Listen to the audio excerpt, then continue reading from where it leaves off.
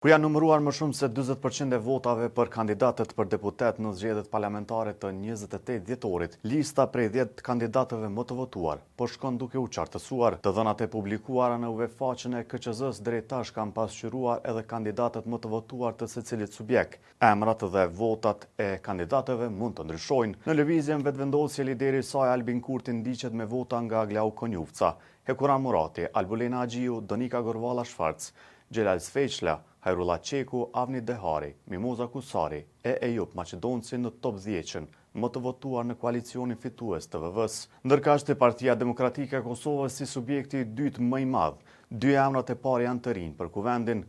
Pas kryetarit Bedri Hamza, më i votuari deri tash është Arjan Tahiri, ndërsa përparin Gruda, Uran Ismaili, Saleh Arshari, Vlora Qitaku, Arben Mustafa, Enver Hoxhaj e Rahman Rama kompletojnë listën prej 10 kandidatëve më të votuar në këtë subjekt. Pos Hamzës dhe Tahirit që nga nën shkurti nuk ishin mbajtur post të deputetit për herë të parë në kuvend, te PDK-ja deputet pritet të jetë edhe Arben Mustafa. Te Lidha Demokratike që ka pësuar rënien më të madhe, pas kryetarit Lumir Abdigjiku më të votuarit janë Hykmeti Bajrami, Uk Rugova, Avdullah Hoti, Doarsa Kica Xhelili, Kujtim Shala, Anton Çuni, Armen Zemaj, Lutfi Aziri e Janina Ymeri. Te LDK-ja emrat të rinj në këtë top 10 që janë Uk Rugova e Janina Ymeri. Te Alianca për Ardhmërinë e Kosovës pas Ramush Haradinajt, më së shumti vota ka marrë Daud Haradinaj, i ndjekur nga Besnik Tahiri, Bek Berisha, Time Kadriaj, Burim Ramadani, Agim Qeku, Arber Tolaj, Arton Demhasaj e Albana Bityqi. Në këtë parti pritet që deputet të rikthehet Besnik Tahiri.